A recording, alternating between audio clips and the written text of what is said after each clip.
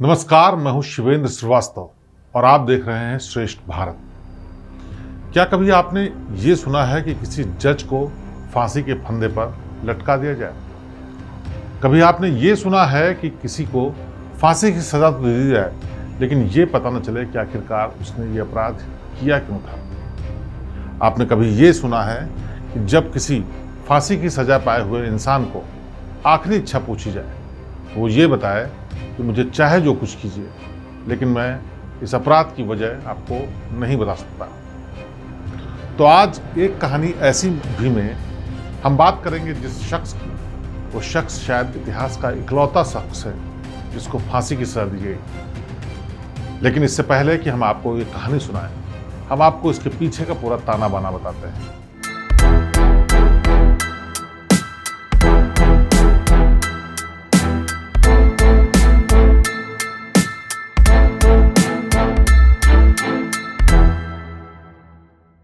ये बात है साल 1969 यानी 1969 की। आसाम में एक जगह है, उसका नाम है डुबरी। डुबरी छोटी सी जगह है, लेकिन वहाँ पर तमाम वो इंतज़ाम है जो एक प्रशासन और शासन को चलाए रखने के लिए ज़रूरी होते हैं।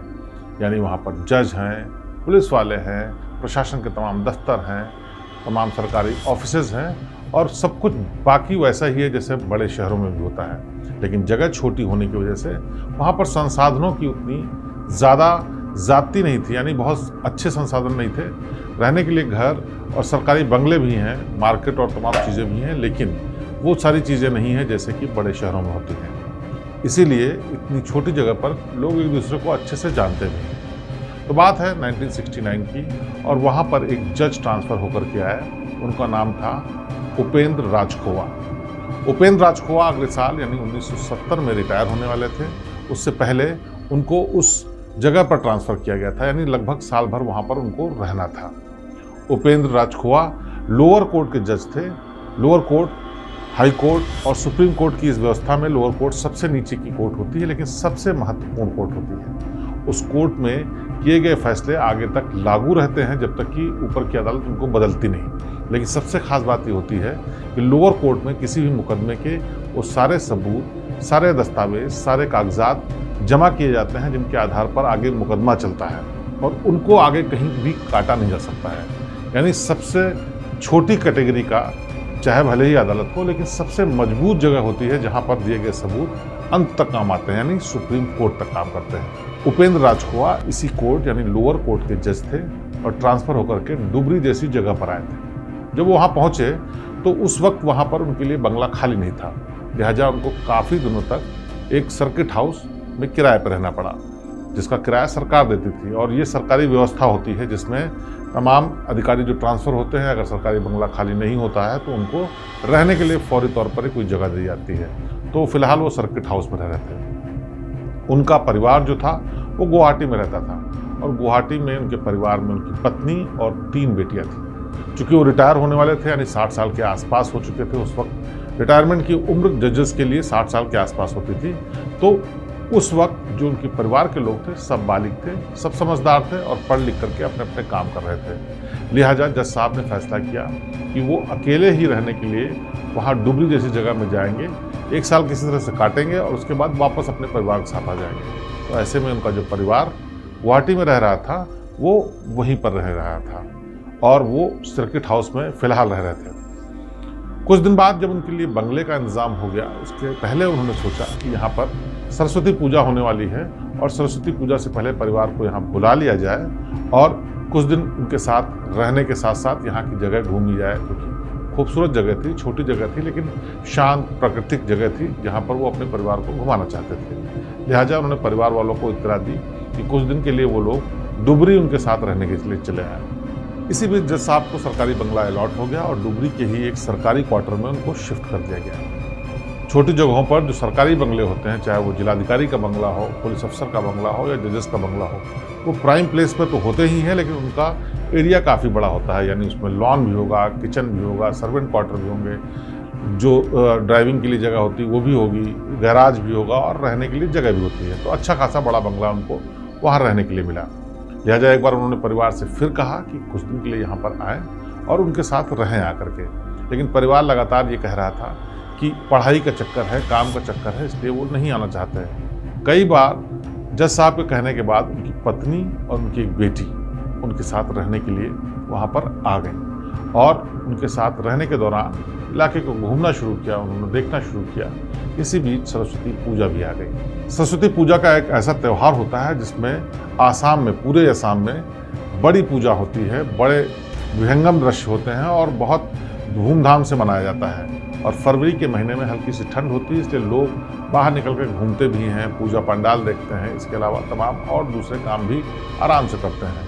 तो ऐसे मौके पर जब इनका परिवार पहुंचा तो जज साहब भी चूँकि नए नए वहाँ पर गए थे, उनके पास बहुत ज़्यादा काम इकट्ठे नहीं आया था और नए नए घर में शिफ्ट हुए थे, तो उन्होंने तय किया कि परिवार को वो घुमाने ले जाएंगे। लिहाजा जज साहब अपने परिवार यानी पत्नी और बड़ी बेटी को ले जा करके घुमाने के लिए मार्केट में गए।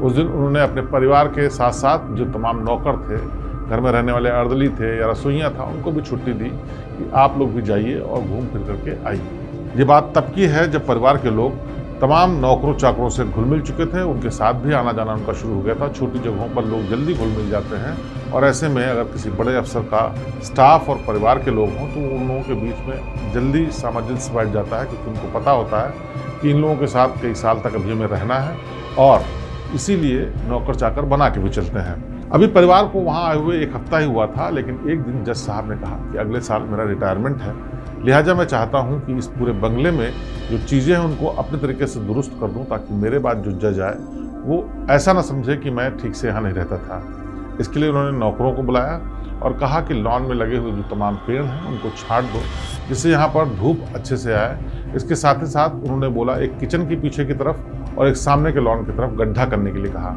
जब गड्ढा करने के लिए कहा तो नौकरों ने कहा कि गड्ढा करने की क्या ज़रूरत है साहब। ऐसे में जज साहब ने उनको जवाब दिया कि दरअसल यहाँ पर पेड़ जो लगे हुए हैं बहुत पुराने लगे हुए हैं, वो चाहते हैं कि जब नए जज आए तो उनको स्वागत अच्छे से हो, इसीलिए वो चाहते हैं कि विशेष रूप से कुछ पौधे लाना चाहते हैं और यहाँ लगाना चाहते हैं। जब वो रिटायर होकर के यहाँ से जाएंगे उसके बाद नए जब जज आएंगे तो उनको देख करके अच्छा लगेगा, लिहाजा वो चाहते हैं यहाँ पर बड़े बड़े 2 पेड़ लगवाए जाएँ।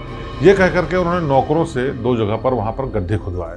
हालांकि उनकी पत्नी ने मना किया कि ये सब करने की क्या ज़रूरत है, लेकिन फिर भी उन्होंने कहा कि नहीं, घर की सुंदरता बढ़ाने के लिए किया जाना जरूरी है, इसीलिए वो गड्ढा खुदवाना चाहते हैं। बहरहाल जज साहब के आदेश पर नौकरों ने 2 गड्ढे खोद दिए और उसके बाद वो अपने घर चले गए।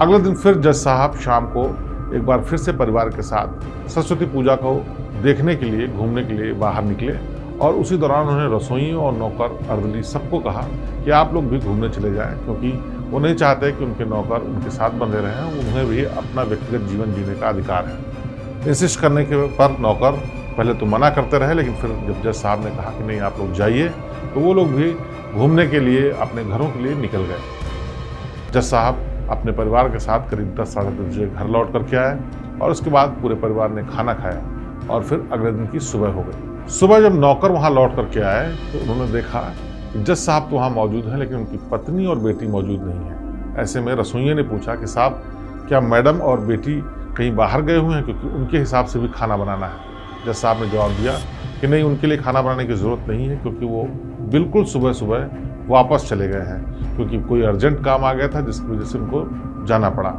ऐसे में नौकर ने भी कहा कि अगर उन्हें वापस जाना था तो बता देते, गाड़ी ड्राइवर तमाम इंतज़ाम हो जाता, लेकिन वो अचानक से चले गए हैं, ऐसे में आपने हमें सेवा का मौका नहीं दिया। जज साहब ने कहा नहीं, अर्जेंसी इतनी ज़्यादा थी कि किसी को बुलाने की ज़रूरत नहीं थी, मैंने खुद ही उनको गाड़ी से छोड़ दिया है और वो वापस दिल्ली चले गए हैं, दिल्ली उनको किसी काम से जाना है। नौकरों को थोड़ी सी आशंका हुई, लेकिन उन्होंने जज साहब से कोई बहस नहीं की और उनकी बात मान करके काम पे अपने चले गए। लेकिन कुछ देर बाद उनके रसोइये ने देखा कि जो जज साहब ने 2 गड्ढे खुदवाए थे उनमें से एक गड्ढे को बंद कर दिया गया है। जब ये हुआ तो जज साहब से उसने फिर से पूछा कि जज साहब आपने इस गड्ढे को खुदवाया था लेकिन इसको बंद कर दिया गया, आखिर वजह क्या है? तो ऐसे में जज साहब ने जवाब दिया कि मैडम ने कल बहुत नाराज़गी जताई कि बेकार में यहाँ पर पौधे लगाने की क्या ज़रूरत है, इसीलिए उन्होंने जिद करते हुए एक गड्ढे को बंद करवा दिया। हालांकि दूसरे गड्ढे में वो पेड़ अभी भी लगवाएंगे। हालांकि ये घटना उन नौकरों के सामने हुई थी, उनको शक भी हो रहा था, लेकिन इस बात पर नौकर चुप हो गए कि कल मैडम इस बात के लिए लड़ तो रही थी, बहस तो कर रही थी, लिहाजा हो सकता है जज साहब जो बोल रहे हों वो बात सच हो, और उसके बाद वो अपने काम में लग गए। अब इस घटना के 3-4 दिन गुजर चुके थे। जज साहब अपने काम पर जाना शुरू कर चुके थे, नौकर अपने काम करते थे और वक्त बीतता जा रहा था। अचानक से एक दिन जज साहब ने कहा कि यहाँ मेरे रिटायरमेंट में कुछ और अभी वक्त बाकी है और उससे पहले मैं चाहता हूँ कि मेरे दोनों बच्चे भी इस जगह को देख लें, लिहाजा उनको बुलाना चाहता हूँ। इस पर नौकरों ने कहा, हाँ बेशक साहब, आपको बुलाना चाहिए। और ये बात सुनने के बाद जज साहब ने फिर से एक बार अपने दोनों बेटियों को फ़ोन किया जो कि सिलीगुड़ी में रिश्तेदारों के साथ रहती थी। उनको कहा कि वो लोग भी यहाँ पर कुछ दिन के लिए आ जाएं ताकि वो लोग भी ये जगह देख लें। लेकिन बेटियों ने कहा कि उनके इम्तिहान होने वाले हैं, उन्हें अपना काम है, लिहाजा वो नहीं आ सकते। रिश्तेदारों ने भी कहा कि ऐसी क्या ज़रूरत है, अभी आपकी बड़ी बेटी और पत्नी वहाँ पर हैं, इन दोनों बेटियों को बुलाने की ज़रूरत नहीं है, आप फिर कभी वो लोग आ जाएंगे। लेकिन पिता ने यानी जज ने फिर से जब इंसिस्ट किया तो 1 हफ्ते के बाद दोनों बेटियाँ वहाँ पर पहुँच गईं। ये भी फरवरी का महीना था, लेकिन साल था 1970। जज उपेंद्र राजखुआ रिटायर हो चुके थे, लेकिन सरकारी सिस्टम में व्यवस्था होती है कि अगर कोई बड़ा अधिकारी रिटायर होता है तो उसको कुछ दिन रहने के लिए बंगला दिया जाता है ताकि वो अपने सामान को शिफ्ट कर सके, अपना दूसरा इंतज़ाम कर सके। लिहाजा करीब महीना भर हो जाने के बावजूद भी जज साहब अपने सरकारी बंगले में ही रह रहे थे। इसी बीच उन्होंने अपने परिवार की दोनों बेटियों को भी वहाँ पर बुला लिया। फिर वही सिलसिला, बेटियाँ जब पहुँची तो बेटियों ने पूछा कि आखिरकार माँ और बड़ी बहन कहाँ है। उन्होंने कोई बहाना बनाया, कहा कि दिल्ली इनको अचानक से जाना पड़ गया और वो वहाँ पर हैं, लिहाजा वो लोग यहाँ पर रहें। नौकरों ने बहस होते हुए देखी, लेकिन वो परिवार के बीच में नहीं पड़ना चाहते थे, लिहाजा किसी ने कोई सवाल नहीं किया। नौकर एक बार फिर से रात में खाना लगाने के बाद और बाकी काम निपटाने के बाद अपने क्वार्टर में सोने के लिए चले गए। अगले दिन फिर सुबह नज़ारा बदला हुआ था। जब रसोइया घर में पहुंचा तो देखा कि दोनों बेटियां भी गायब हैं। उसने फिर एक बार जज साहब से पूछा कि आखिरकार दोनों बेटियां कहाँ गईं। उन्होंने बोला कि उनको भी अचानक से वापस जाना पड़ा क्योंकि वो आना नहीं चाहती थी, लेकिन जब उन्होंने इंसिस्ट किया तो वो आ तो गई, लेकिन अपने काम का बहाना करके वो लोग वापस चली गई हैं। इस पर नौकर को फिर से शक हुआ, लेकिन उसने कोई जवाब नहीं दिया। एक बार फिर सीन बदला हुआ था बंगले का। अब किचन के पीछे जो खुदा हुआ गड्ढा था वो भी बंद हो चुका था। इस पर फिर से नौकरों को शक हुआ। उन्होंने आपस में चर्चा की, लेकिन चूंकि जज के नौकर थे, उनके बंगले में रहते थे, बड़े अधिकारी थे, लिहाजा वो उनसे कोई बहस नहीं कर सकते थे और न ही ज़्यादा पूछ सकते थे। लोगों ने देखा, लेकिन वो चुपचाप अपना काम करते रहे। सुबह नौकर ने यह भी देखा कि जज साहब बाथरूम में कुछ कपड़े धुल रहे हैं जिसमें से लाल रंग का कलर बाहर आ रहा है। नौकर ने सोचा शायद जज साहब रिटायर हो गए हैं, इसलिए अपना काम खुद करना चाहते हैं, लिहाजा वो अपने कपड़े धुल रहे हैं और उन कपड़ों का रंग छूट रहा है। लेकिन जब रंग ज़्यादा आते दिखा तो उसने दूसरे नौकर को बताया कि जज साहब ने आखिर पता नहीं क्या कर दिया है कि कपड़ों से इतना रंग निकल रहा है। दोनों ने देखा और दोनों को शक हो गया, लेकिन दोनों ने अपना मुंह बंद रखा, इसलिए क्योंकि मामला एक बड़े अधिकारी, बड़े जज का था और ऐसे में अगर अर्दली और नौकर कोई आवाज़ उठाते तो शायद वो फंस सकते थे। लिहाजा उन लोगों ने चुप रहने में ही अपनी भलाई समझी, लेकिन वो अंदर ही अंदर समझ चुके थे कि यहाँ कुछ गड़बड़ ज़रूर हुआ है। इस घटना को भी कई दिन गुजर गए, लेकिन किसी ने कोई मुंह नहीं खोला। इस बीच कुछ रिश्तेदारों के जज साहब के पास फ़ोन आ रहे थे कि आखिरकार पत्नी और बेटियाँ कहाँ चली गई हैं। तो जज साहब किसी को कुछ बहाना बताते, किसी को कुछ बहाना बताते, लेकिन असली वजह किसी को भी नहीं पता चल रही थी। अब जज साहब को वहाँ रहते हुए काफ़ी वक्त गुजर चुका था, बंगला खाली करने का मौका आ चुका था, वो गड्ढे पट चुके थे, ग्रीनरी आ चुकी थी, पूरा लॉन सज चुका था। रिटायरमेंट होने के बाद जज साहब ने अकेले ही पूरा मकान शिफ्ट कर लिया और उन्होंने बताया कि वो अब दिल्ली अपने परिवार के पास जाएंगे पहले, फिर उसके बाद सिलीगुड़ी में ही सारा परिवार एक साथ रहेगा। लिहाजा वो सारा सामान समेट करके वहाँ से निकल गए और इसको देखते देखते महीनों बीत गए। लेकिन अचानक एक घटना ने सबका सिर चकरा दिया। दरअसल हुआ क्या कि उनके साथ रहने वाला एक नौकर जयप्रकाश वहीं पास सिलीगुड़ी में ही रहता था और सिलीगुड़ी में एक दिन शाम को उसने देखा कि जज साहब सामने से चले आ रहे हैं। उसने लपक के जज साहब से पूछा कि आखिरकार वो यहाँ क्या कर रहे हैं। तो उन्होंने बताया कि वो उनका खुद का यहाँ सिलीगुड़ी का घर है और वहाँ आए थे, लेकिन रुके हुए एक होटल में है। तो जज साहब से उसने पूछा कि जब आपका घर है तो यहाँ क्यों रहने आए हैं। उन्होंने कुछ पारिवारिक विवाद का बहाना बनाते हुए कहा कि नहीं, वो होटल में रुके हैं, लेकिन 1-2 दिन उनके साथ रुकना चाहते हैं, यानी जयप्रकाश के साथ रुकना चाहते हैं। ये सुन करके जयप्रकाश को बड़ी हैरानी हुई, लेकिन चूंकि वो उनके बॉस रह चुके थे, जज साहब उनके साहब रह चुके थे, इसलिए उसने मना नहीं किया। जज साहब जयप्रकाश के घर में सिलीगुड़ी में 3 दिन रहे और उस दौरान उन्होंने बताया कि वो यहाँ के एक होटल शिवाय में रुके हैं और वहीं पर उनका कमरा था, लेकिन अब वापस जाकर के दिल्ली चले जाएंगे। ये बात जयप्रकाश ने याद तो रखी, लेकिन किसी से कही नहीं। इधर जयप्रकाश भी छुट्टियों पे गया हुआ था अपने घर सिलीगुड़ी, और उसके बाद वापस लौट करके फिर डुबरी में आया, जहां अब एक नए साहब रहने के लिए आ चुके थे। उसने साहब से अपनी कुछ बातें तो बताई, लेकिन इतनी हिम्मत नहीं हुई कि डिटेल में सारी बातें बताई। लेकिन एक दिन एक शख्स वहां पर आया, जिसको देखने के बाद उसकी हिम्मत बढ़ी और उसने सारी बात बता दी। दरअसल ये शख्स था उपेंद्र राजखोवा, यानी जज साहब का सगा साला, जो कि एक पुलिस का बड़ा अधिकारी था। और वो कई दिन से परेशान था कि आखिरकार उनकी बहन और उनकी भांजियाँ कहाँ गायब हो गई। इस बारे में कई बार जज साहब को फ़ोन कर चुका था, लेकिन जज साहब का फ़ोन मिलता नहीं था, इसलिए उसके पास कोई और चारा नहीं था। तो वो डुबरी के उसी आवास में पहुंच गया जहां का आखिरी पता उसको पता था, और वहां पहुंचकर उसने नए वाले जज से पूछा कि आखिरकार उपेंद्र राजखोवा जी कहाँ हैं। ऐसे में नए जज के परिवार वालों ने बताया, क्योंकि जज साहब कोर्ट में थे, उन्होंने बताया कि वो यहाँ इससे पहले रहते तो थे, लेकिन उन्हें पता नहीं है। उस वक्त जयप्रकाश, जो नौकर पहले था, वो उस बंगले में अब भी काम करता था। उसने उस शख्स को देखने के बाद कहा कि वो इस बारे में कुछ जानकारी दे सकता है, लेकिन उसको कोई नुकसान नहीं पहुंचना चाहिए। जब काफ़ी देर के बाद उसने ये सारी सिलसिलेवार बात बताई, तो उन्होंने जज साहब के साले को बताया कि अभी कुछ दिन पहले उनको सिलीगुड़ी में उसने देखा था, और बाकायदा उनके घर में भी रुके थे, और होटल लेकर के रहने के बावजूद भी उसके घर में क्यों रुके थे वो ये नहीं जानते। लेकिन फिलहाल वो सिलीगुड़ी के शिवाय होटल में रुके थे, लिहाजा उनको वहाँ पर जांच करनी चाहिए। अब जब साहब के साले सिलीगुड़ी आनंद फान में पहुँचे, क्योंकि उनकी बहन, उनकी तीनों भांजियाँ और जज साहब सब गायब थे, और उनका कोई अता पता नहीं था। फ़ोन नंबर लग नहीं रहा था, जानकारी मिल नहीं रही थी, लिहाजा वो सिलीगुड़ी के उस होटल में पहुँचे जिसका नाम था शिवाय होटल के रजिस्टर को देखने के बाद पता चला कि करीब 15 दिन से उपेंद्र राजखोवा नाम के वो जज वहाँ पर रह रहे हैं। रिसेप्शन पर पहुँचने के बाद जब उन्हें पता लगा कि इस वक्त भी जज साहब कमरे में मौजूद हैं, तो उन्होंने आनंद फानन में पुलिस को फ़ोन किया, और पुलिस को फ़ोन करने के बाद कमरे के दरवाजे पर पहुँच गए। जैसे ही कमरे के दरवाजे को दस्तक दिया, दरवाज़ा खुद उपेंद्र राजखोवा यानी जज साहब ने खोला। अपने साले को सामने देखते ही वो एकदम घबरा गए, अचकचा गए, लेकिन अपने आप को संभालते हुए बोले कि अंदर आइए, अंदर बैठ के बात करते हैं। ऐसे में साले ने पूछा कि आखिरकार उनकी बहन यानी जज साहब की पत्नी और उनकी तीनों बेटियां कहाँ हैं। तो उन्होंने कहा वो नाराज़ होकर के दिल्ली चली गई हैं और दिल्ली में रहती हैं, इसीलिए उनसे बात नहीं हो पा रही है। इस पर साले साहब ने कहा कि दिल्ली में जहाँ भी हो वहाँ वो संपर्क करना चाहते हैं। लेकिन फिर उन्होंने बात बदल दी, उन्होंने बताया कि अपने दोस्त के यहाँ गई हैं। फिर उन्होंने बात बदल दी, कहा कहीं घूमने गई हैं। फिर उन्होंने बताया कि जहाँ भी गई हैं उनका नंबर नहीं है। यानी बहानेबाजी का एक लंबा सिलसिला चलता रहा, और बार बार के सवालों के बाद जज साहब ये नहीं बता रहे थे कि आखिरकार वो लोग असलियत में हैं कहाँ। जब इस पर बहस बढ़ गई और उनके साले ने लगातार बहस करनी शुरू की, पुलिस ने भी पूछताछ शुरू की, तो थोड़ी देर बाद जज साहब ने कहा कि जो कुछ भी है वो मुंह से नहीं बताना चाहते, वो हाथ से कागज़ पर लिख करके देंगे। आनंद फानन में वहाँ पर एक कॉपी और पेन का इंतजाम किया गया, जिस पर जज साहब यानी उपेंद्र राजखोवा ने लिखा। वो कहानी बेहद हैरान करने वाली थी।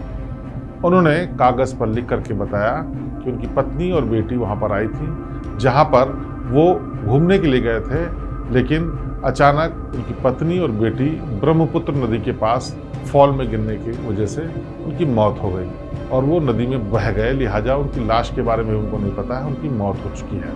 उन्होंने पहली बार ये स्वीकार किया कि उनकी पत्नी की मौत हो चुकी है। जब उनसे पूछा गया कि बाकी की दोनों छोटी बेटियों का क्या हुआ, तो उन्होंने वही कहानी दोहराई कि जब वो दोनों बेटियां आईं तो पहले वो नहीं चाहते थे पत्नी और बड़ी बेटी के बारे में बताने को, लेकिन जब उन्होंने बताया और उनको दिखाने के लिए ब्रह्मपुत्र नदी के पास ले गए, तो दोनों बेटियों ने भी कूदकर अपनी जान दे दी। यानी चारों लोगों ने जान दे दी, और उसमें जज साहब का कोई रोल नहीं है।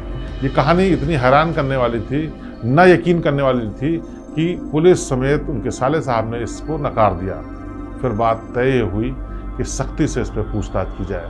काफ़ी देर की कोशिश के बाद, परिवार वालों से बातचीत कराने के बाद, जज साहब ने कहानी फिर से बदल दी, और अब जो कहानी बताई वो बेहद हैरान करने वाली थी। जज साहब ने लेकिन इस बार भी सही कहानी नहीं बताई। उन्होंने इस बार भी घुमा फिरा करके मामला इस तरफ लाने की कोशिश की कि तीनों बेटियों ने और पत्नी ने अपनी जान आपसी झगड़े में दे दी है। यानी उसमें फिर जज साहब का कोई रोल नहीं था, लेकिन उन्होंने जान दे दी है। अब सारे पुलिस वाले, उनके साले साहब, सारे लोग बहुत ही हैरान थे कि आखिरकार इस मामले का खुलासा क्या किया जाए। दरअसल मामला एक जज का था, इसलिए पुलिस किसी तरह की सख्ती नहीं कर सकती थी।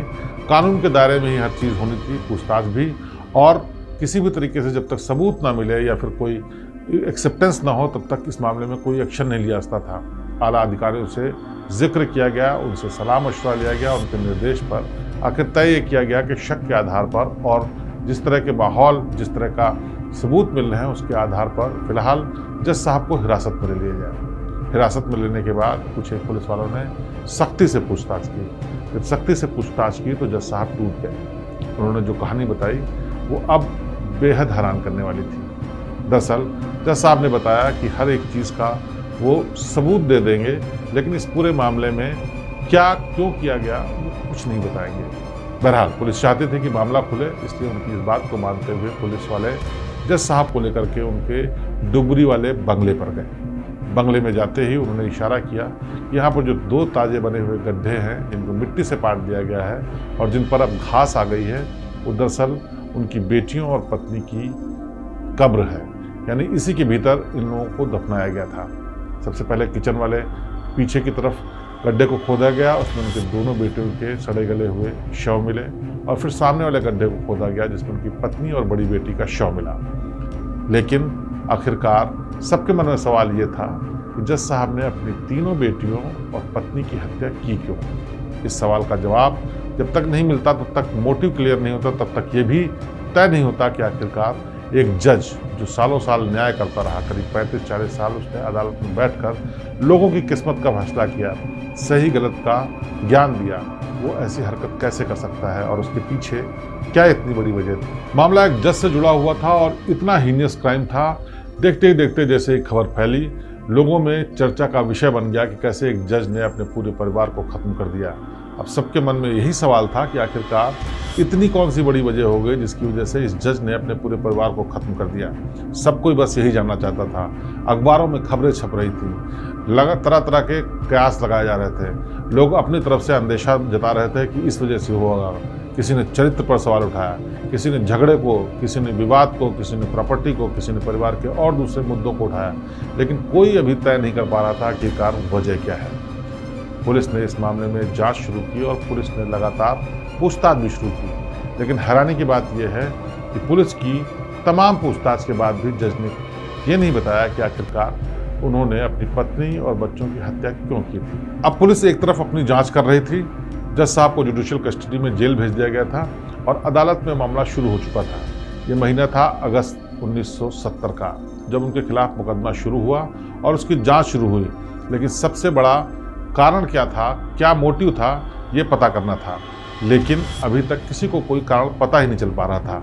मुकदमा चलता जा रहा था, लगातार पूछताछ का दौर चल रहा था, तारीख पर तारीख मिल रही थी, लेकिन सबूत और तमाम माहौल यानी कनेक्टिंग एविडेंस सारे मिलते जा रहे थे और जज साहब ने खुद स्वीकार किया था कि अपनी तीनों बेटियों और पत्नी की हत्या उन्होंने खुद की है। लिहाजा केस तो ओपन एंड शट था, लेकिन इसके पीछे मोटिव क्या था ये जानना बेहद जरूरी था।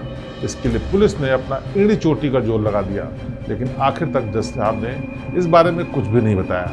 वक्त गुजरता जा रहा था, पुलिस ने इस मामले में लोअर अदालत से दरख्वास्त की कि इस पूरे मामले में सख्त से सख्त सजा दी जाए, क्योंकि न सिर्फ ये हीनियस क्राइम है बल्कि ये जज की तरफ से किया गया एक ऐसा जघन्य अपराध है जो लोगों के लिए नज़ीर बनना चाहिए। लिहाजा लोअर कोर्ट ने, उसी लोअर कोर्ट ने जिसमें लगातार 35 साल तक काम करते थे जज साहब और तमाम लोगों की किस्मत का फैसला करते थे, उसी लोअर कोर्ट ने जज साहब के खिलाफ सज़ा सुनाई और वो सज़ा थी फांसी की। हालांकि इस फांसी की सज़ा को लेकर के जज साहब हाई कोर्ट पहुंच गए और वहां फिर से सुनाई शुरू हुई। साल भर चले मुकदमे के बाद ये फिर से हाई कोर्ट ने भी तय किया कि ये rarest of the rare case है, लिहाजा इस सज़ा को कम नहीं किया सकता, क्योंकि एक जज जब ऐसा काम करता है तो इसका संदेश बहुत गहरा जाता है। ऐसे में अगर सज़ा सख्त नहीं होगी तो लोगों को कोई उदाहरण नहीं मिलेगा, लोगों को कोई तसल्ली नहीं होती। लिहाजा हाई कोर्ट ने भी उनकी सज़ा को बरकरार रखते हुए फांसी की सज़ा सुनाई। अब जज साहब सुप्रीम कोर्ट पहुंचे, लेकिन सुप्रीम कोर्ट ने भी वही मामला देखते हुए कि एक जज ने इतना जघन्य हत्याकांड किया है, हाई कोर्ट ने भी सज़ा को बरकरार किया है। लोअर कोर्ट ने तमाम सबूतों और गवाहों के आधार पर इस पूरे मामले को देखा है, लिहाजा ये सज़ा बिल्कुल ठीक है। इस पूरे मामले में जज साहब के साथ एक उनका नौकर भी मिला हुआ था, उसको भी गिरफ्तार किया गया था। उस नौकर ने भी मामले के बारे में तफसील से बताया था, लेकिन उसको भी नहीं पता था कि आखिरकार जज साहब ने हत्या क्यों की। उसका रोल इतना था कि जब जज साहब ने लाश को दफनाने के लिए, ठिकाने लगाने के लिए गड्ढा जो खुदवाया था, उसमें उस नौकर ने उसके साथ जा करके उन लाशों को दफनाया था। लेकिन पूरे मामले में 120 बी यानी कि साजिश में शामिल होने का अपराधी मानते हुए उनको भी बराबर की सजा सुनाई और उसको भी जेल में रखा था। लेकिन उसको भी नहीं पता था कि आखिरकार जज साहब ने क्यों ये हत्याएं की हैं। सुप्रीम कोर्ट ने सुनवाई के दौरान कई बार वकील के जरिए और कई बार जज ने, जो कि सुप्रीम कोर्ट के जज थे, उन्होंने सीधे सीधे भी इन जज से यानी उपेंद्र राजखोवा से पूछा कि आखिरकार आपने ऐसी हत्याएं क्यों की। लेकिन उन्होंने सब बातों का जवाब दिया, हर अपराध को एक्सेप्ट किया, लेकिन ये नहीं बताया कि आखिरकार उन्होंने ये कत्ल क्यों किए। लोगों के कयास का दौर चलता रहा और लोग सोचते रहे कि आखिरकार क्यों इस हत्याकांड को अंजाम दिया। लेकिन लोगों का मानना यह है कि शायद उनको कुछ ऐसी शिकायत थी परिवार से, शायद कुछ ऐसा मामला हो गया था, शायद कुछ ऐसा हो गया था जिसको वो बर्दाश्त नहीं कर पाया और उसके बाद उन्होंने इन हत्याओं को अंजाम दिया। लेकिन उन वजहों को, उन कारणों को, उस वजह को, उस चीज़ को वो सामने भी नहीं आना चाहते थे जिससे कि समाज में किसी तरह की बदनामी न हो। लिहाजा उन्होंने कभी कोई वजह नहीं बताई। जब उपेंद्र राजखोवा को फांसी के फंदे की तरफ ले जाया जा रहा था, इस पर जब स्टाफ ने पूछा कि चलिए आप अपनी आखिरी इच्छा तो बता दीजिए, इस पर जज उपेंद्र राजखोवा ने बताया कि उनकी आखिरी इच्छा ये है कि उनसे ये न जानने की कोशिश की जाए कि आखिरकार उन्होंने अपनी पत्नी और 3 बालिग बेटियों की हत्या क्यों की है। अब वजह चाहे जो रही हो, लेकिन एक शख्स, एक जज जो लोगों के लिए न्याय का देवता था, जो लोगों को न्याय देता था, उसने इतने बड़े जघन्य हत्याकांड को अंजाम दिया। अपने हाथों से अपनी पत्नी और बड़ी बेटी को मारा, पूरी प्लानिंग के साथ। फिर दोनों बेटियों को बुला करके उन दोनों बेटियों को मारा, दफनाया। लेकिन वो ये नहीं बताना चाहता था कि आखिरकार उसने इन सबको मारा क्यों। जज साहब को फांसी दे दी गई और आज भी ये राज ही है कि आखिरकार 4 हत्याओं को करने वाला ये जज किस वजह से इतना उत्तेजित हो चुका था, किस वजह से इतना वहशी हो गया कि अपने हाथों अपने पूरे परिवार को खत्म कर दिया, लेकिन मारने की वजह आज तक नहीं बताई। तो आज की एक कहानी ऐसी भी, इसमें हमने बताया कि कैसे एक जज ने अपने पूरे परिवार को रिटायरमेंट के बाद खत्म कर दिया, बेदर्दी से उनका कत्ल किया, दफनाया और सबूत भी मिटाने की कोशिश की। जब वो पकड़ा गया तो उसने बताया कि आखिरकार उसने ही खुद कत्ल किए हैं, लेकिन ये कभी नहीं बताया कि उसने ये हत्याएं क्यों की, यानी इस पूरे केस का मोटिव नहीं बताया।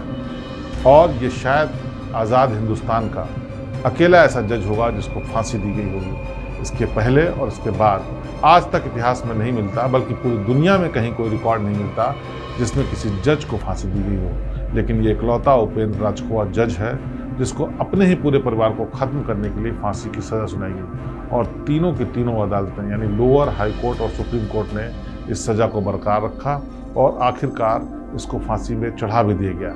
लेकिन एक बात इस पूरे मामले में नहीं पता चली, वो ये कि आखिरकार इन कत्लों का मोटिव क्या था। तो आज बस कहानी में इतना ही। अगली बार फिर किसी रहस्य, रोमांच और हैरान कर देने वाली कहानी के साथ आपके सामने पेश होंगे। तब तक आप देखते रहिए श्रेष्ठ भारत। मुझे दीजिए इजाजत। नमस्कार।